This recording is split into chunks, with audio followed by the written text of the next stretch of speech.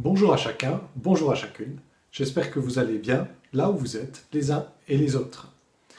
Lors de ma dernière prédication, je vous ai parlé des filles de Tsélophrade, un exemple parmi beaucoup d'autres qui, dans la Bible, va à l'encontre de ce que pourraient être certains clichés sur les femmes. Hommes et femmes sont certes différents, mais notre cerveau aime les simplifications et tend à résumer les choses de manière parfois un peu douteuse. Mais il n'y a pas que sur les femmes, du coup, sur lesquelles reposent des clichés. Sur les hommes aussi. Un homme doit être fort, un homme ne pleure pas, un homme aime la compétition, un homme doit prendre les devants, diriger. Un homme doit être indépendant, se débrouiller seul. Un homme n'aime pas le rose. Ce sont que quelques exemples plus ou moins caricaturaux les uns et les autres. Cet ensemble se regroupe parfois sous le concept un peu fourre-tout de virilité qui permet en particulier aux hommes de se mettre la pression sur les uns et les autres, tout comme le concept de féminité permet de mettre la pression aux femmes. Puisque de tout temps, semble-t-il, des hommes se sont demandé s'ils étaient assez hommes et des femmes se sont demandé si elles étaient assez femmes. Et il existe de cette manière une réelle pression qui s'exerce sur les individus à divers degrés selon la sensibilité des uns et des autres, et même entre enfants, sur les enfants, pour se conformer à des stéréotypes de genre.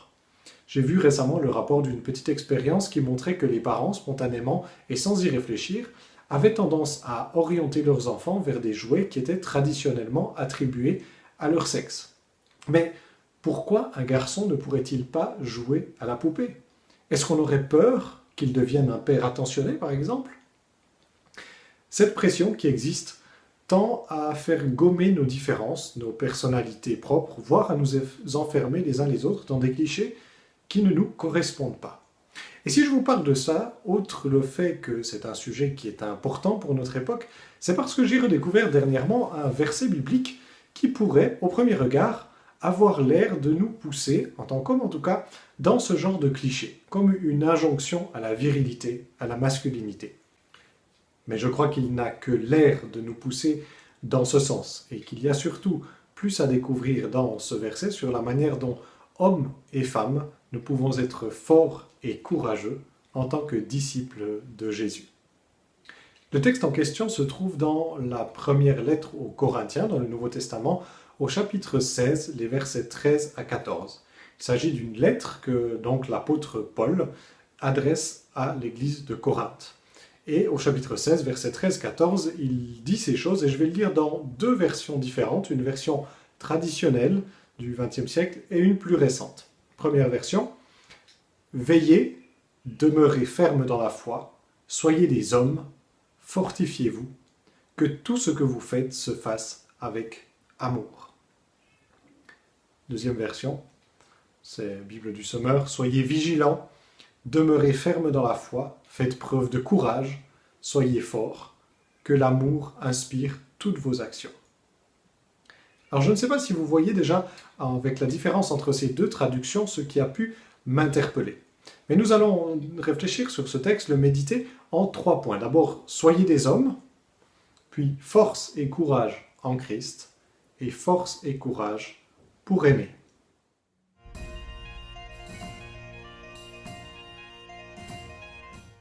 Soyez des hommes. C'est cette exhortation dans ce court passage qui m'a interpellé et qui m'a encouragé à l'étudier un peu plus avant. Soyez des hommes, fortifiez-vous. Je me demande comment les femmes chrétiennes ont lu ce texte au cours du XXe siècle et ce qu'elles en ont compris. Parce qu'il s'agit bien, cette traduction-là, d'une fantaisie du XXe siècle. Depuis le XVIe jusqu'au XIXe siècle, on traduit autrement. C'est « agissez courageusement »,« faites preuve de courage »,« portez-vous vaillamment » ou en 1540 « besognez vertueusement », une traduction un peu vieillie pour nous. Mais c'est bien la notion de courage qui est dans ce passage, dans ce verset, qui revient également dans les versions plus récentes, à la fin du XXe siècle et au début du XXIe siècle. Mais alors pourquoi, pendant presque un siècle, avoir traduit par « soyez des hommes » ? Le verbe qui est traduit par cela, c'est le verbe « andrizomai ». C'est un verbe qui, en grec, dérive du mot « andros », qui est le mot « homme », au sens de « homme masculin, qui a donné en français androgyne, andrologie, misandre. Ce pas des mots qu'on emploie tous les jours. Ça a aussi donné le prénom André ou le prénom Alexandre, qui nous sont un peu plus familiers. Alors bien sûr, ce verbe, à l'origine, il a un lien avec le fait d'être homme. Il y a une association entre la force et la masculinité, liée essentiellement à la force physique, qui ne date pas d'hier. Mais le mot a pris un sens plus large dans les textes grecs. Le fait qu'un mot ait une origine dans un autre mot ne signifie pas que son sens ne peut pas évoluer. Prenez par exemple en français le verbe embrasser. À l'origine, si on y réfléchit, il signifie simplement prendre dans ses bras, embrasser. Mais aujourd'hui, on sait bien qu'on l'emploie dans des sens plus larges pour toutes sortes de gestes d'affection. Se donner un baiser, notamment entre amoureux, se saluer chaleureusement, parfois je t'embrasse à la fin d'un mail ou des choses comme ça, se faire la bise, sans nécessairement qu'on ait l'image de prendre dans les bras. Le sens originel peut toujours être présent, mais il est dilué, il a des extensions et va être interprété selon le contexte. Et justement, ici dans ce contexte, pour ce verbe, ce qui reste principalement, c'est l'idée d'être courageux. C'est de cette manière-là que le verbe était employé plus couramment dans le grec de cette époque-là. Et c'est d'autant plus sûr dans ce passage ici que l'expression « sois courageux et fortifie-toi », sois un homme dans la traduction que je conteste, « sois courageux et fortifie-toi », cette expression utilisée par l'apôtre Paul renvoie très probablement à une expression de l'Ancien Testament, première partie de la Bible, qui ne porte pas l'idée de masculinité ou d'être un homme, mais qui dit simplement « prends courage et fortifie-toi » ou « sois fort et courageux ». C'est une expression qui, justement, revient le plus souvent dans l'histoire de Josué, dont nous ont parlé Clara et Omar. Josué, un personnage important dans l'Ancien Testament qui va conduire la conquête du pays d'Israël avec le peuple, Josué a eu besoin d'encouragement pour accomplir tout ce qu'il a fait et pour encourager ensuite les autres. Et à de nombreuses reprises, cette formule revient de la part de Dieu principalement à son égard. Fortifie-toi et prends courage. Et c'est cette expression qu'on retrouve aussi dans les psaumes que Paul reprend ici. C'est donc, je crois, une idée un peu étrange d'avoir traduit par « soyez des hommes » sans penser aux femmes qui liraient le texte et pour lesquelles ça produit un sens un peu étrange. Je ne connais pas les raisons précises qui ont présidé à ce choix, mais c'est une idée, un choix de traduction qui a émergé dans une fin de 19e siècle et un 20e siècle qui ont beaucoup fantasmé sur ce que sont ou devraient être les hommes et les femmes, sur des idéaux du masculin et du féminin. C'est une époque où certains scientifiques voulaient tout classer, tout faire rentrer dans des petites boîtes bien étanches, y compris les hommes et les femmes. Il faut dire que par certains aspects, la modernité et ce qui a découlé du siècle des Lumières ont compliqué et rigidifié les rapports entre les deux sexes. Mais dans notre texte ici, nous avons clairement une lettre qui s'adresse à des hommes comme à des femmes, comme l'ensemble du Nouveau Testament. Tous ont besoin d'être forts et courageux, et tous peuvent être forts et courageux, hommes comme femmes, comme cela a été le cas de Josué, dont je parlais à l'instant, ou comme je vous en ai parlé dernièrement, avec les filles de Tsélophrad. Que nous soyons hommes ou femmes, alors, comment être forts et courageux? Nous savons que nous en avons besoin de bien des manières. Il y a besoin de courage et de force dans la vie. Nous ne traversons pas toujours des circonstances faciles. Et plutôt que de prendre la fuite, il nous faut réfléchir comment avancer. J'ai lu cette semaine une citation de Boris Cyrulnik qui m'a paru parlante à ce sujet-là, qui dit « Pour trouver le bonheur, il faut risquer le malheur. Si vous voulez être heureux, il ne faut pas chercher à fuir le malheur à tout prix. Il faut plutôt chercher comment et grâce à qui l'on pourra le surmonter. » Comment faire face aux difficultés? Avec force et courage. Comment vivre cela? Il y aurait évidemment beaucoup de réponses possibles à amener à cela, mais il y a des éléments intéressants dans ce qui entoure cette exhortation sur laquelle nous venons de nous arrêter. Je relis donc le passage dans une version moderne. « Soyez vigilants, demeurez fermes dans la foi, faites preuve de courage, soyez forts. Que l'amour inspire toutes vos actions. » Et il y a deux points sur lesquels je m'arrête encore autour de cette exhortation, faites preuve de courage et soyez forts. Et nous en parlerons de force et courage en Christ d'une part, et force et courage pour aimer.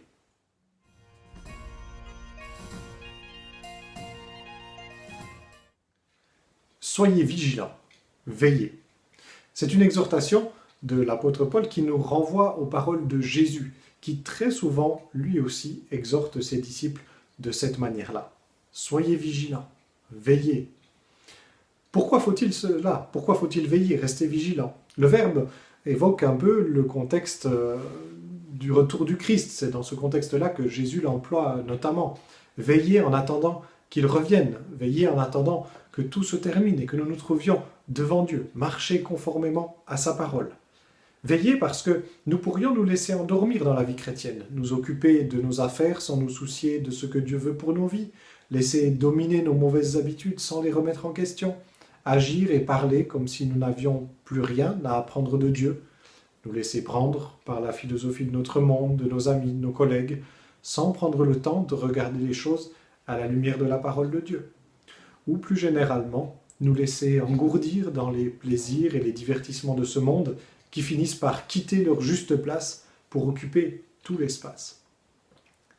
Paul nous dit de veiller pour tenir dans la foi, avancer pour ne pas reculer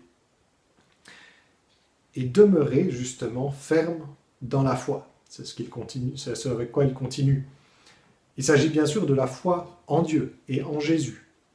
La foi que Dieu nous aime, qu'il s'intéresse à notre monde, au point d'être venu lui-même pour nous sauver, pour ôter les obstacles qu'il y avait entre nous et lui, en Jésus. La foi que Jésus, le Fils de Dieu, nous aime tellement qu'il est mort pour accomplir cela, sur la croix. La foi que Dieu est puissant face à la mort et que Jésus est ressuscité, qu'il est revenu à la vie. Cette foi peut être mise en péril dans notre quotidien, dans les épreuves de la vie que nous traversons, dans les courants contraires auxquels nous devons faire face, avec les doutes sur lesquels nous devons retravailler. Mais c'est le Christ qui fondamentalement peut nous donner la force et le courage. C'est Jésus. Si Josué a pu avancer dans le récit de l'Ancien Testament qu'on évoquait il y a quelques instants, c'est en comptant sur Dieu. Et de même, pour nous aujourd'hui, c'est en notre Dieu révélé par Jésus que nous avons force et courage pour avancer. Notre espoir ne réside pas dans nos forces, dans notre intelligence, dans notre compte en banque, dans notre situation professionnelle ou familiale, dans notre Église ou dans nos responsables d'Église. Toutes ces choses peuvent nous décevoir, faillir, disparaître. Toutes ces choses ont leurs limites.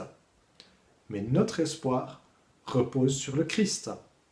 C'est lui qui peut nous renouveler, nous transformer et nous donner force et courage pour marcher à sa suite. Sans nous reposer sur lui, nous serons sans cesse apeurés dans ce monde, sans cesse en train de vouloir protéger des choses qui, en définitive, nous échappent toutes. Et cela nous conduit à des compromis qui n'honorent pas le Seigneur, parfois désobéir à sa parole, par le mensonge par exemple, pour ne pas risquer de perdre tel ou tel avantage, parfois s'éloigner de Dieu, parce qu'il ne nous donne pas ce à quoi nous pensons avoir droit. Et pourtant, nous avons tout en Christ, tout le meilleur. C'est là notre sécurité. Si nous voulons être forts et courageux dans ce monde, il nous faut nous ancrer en Christ. Veiller et demeurer ferme dans la foi, quelles que soient les épreuves, revenir à la parole de Dieu, revenir à la prière, nous mettre à son écoute, nous mettre à l'écoute des frères et sœurs. C'est cela qui permettra que notre force aussi, quelle qu'elle soit, sera renouvelée en Christ et s'oriente ensuite dans la bonne direction.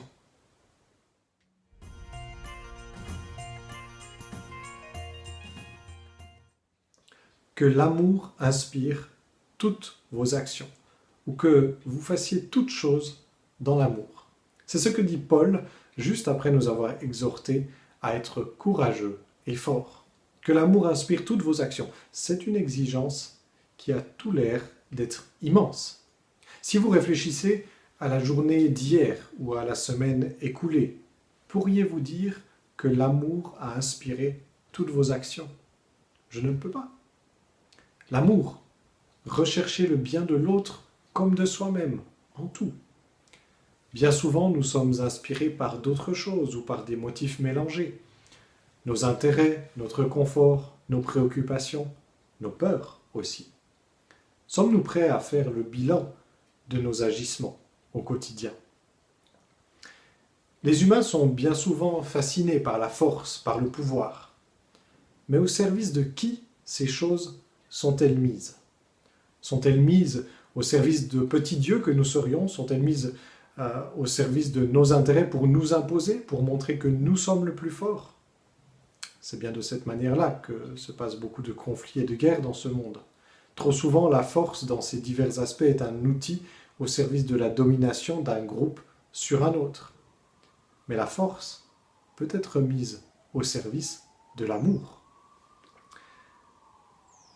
S'engager sur une voie où l'amour inspire toutes nos actions nécessite une véritable force. La force dont nous avons besoin, la force dont parle Paul, n'est certainement pas juste la force physique. Il y a bien d'autres aspects. Une force morale notamment pour aller affronter ce qui se passe en nous et aller au-delà de nos réflexes trop humains.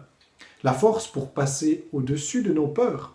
La peur d'être rejeté, mal compris, mis de côté, dépassé. Passer au-dessus de ces peurs, parce que nous avons Christ justement. La force pour passer au-dessus de notre égoïsme, de notre paresse, de notre indiscipline.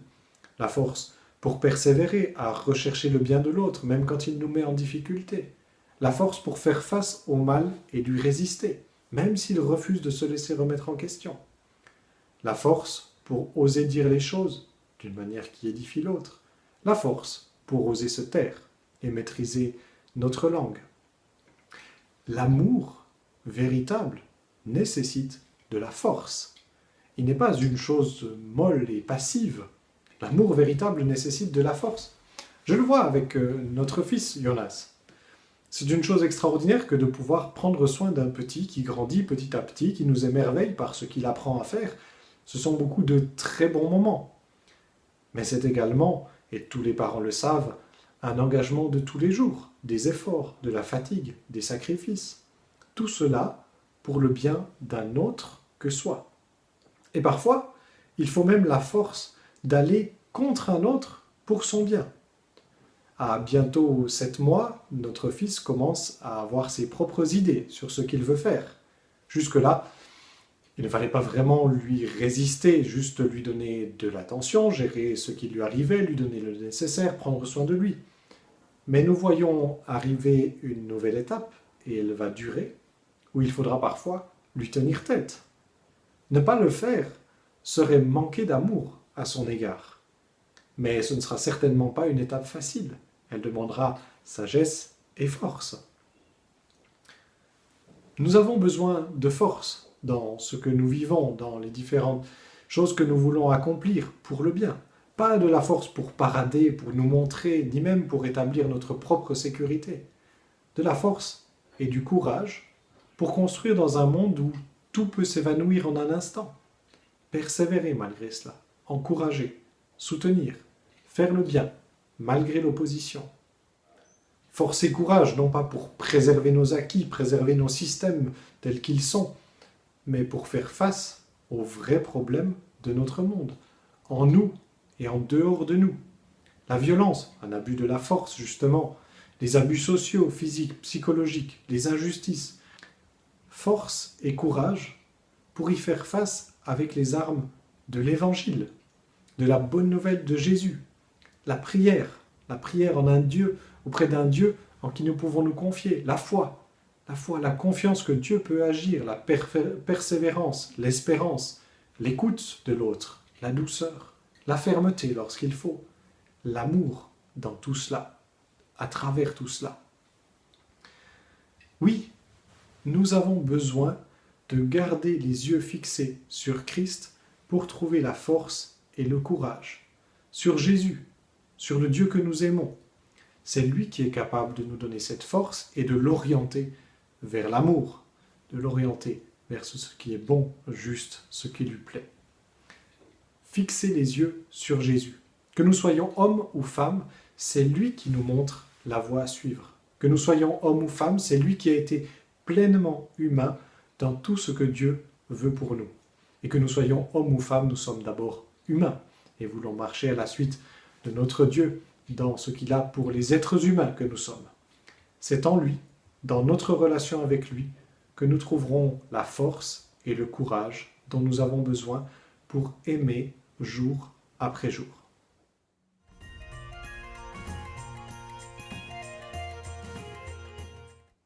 Nous pouvons être forts et fortes en Christ, trouver notre courage en lui. Homme ou femme, ce qui compte, c'est le Christ. Je rappelle ce verset que je donnais déjà en conclusion la semaine dernière dans Galates 3, 28. Il n'y a plus ni juif ni non-juif, il n'y a plus ni esclave ni libre, il n'y a plus ni homme ni femme, car vous êtes tous un en Jésus-Christ. La réalité de Christ transcende toutes nos différences, elle les surpasse, et c'est elle qui doit s'imposer, c'est elle qui doit guider nos vies. Homme ou femme, c'est lui qui nous sauve de nous-mêmes. Homme ou femme, c'est en lui qu'est notre force. C'est en lui seul que nous pouvons être pleinement ce que nous sommes appelés à être. Homme ou femme, nous sommes appelés à aimer à sa suite comme il a aimé. Alors nous avons quelques semaines d'été devant nous. Pour certains, ce sont des temps plus calmes. Pour d'autres, le travail continue de diverses manières. Mais quoi qu'il en soit, n'oublions pas ces paroles de l'apôtre Paul pour être forts et courageux.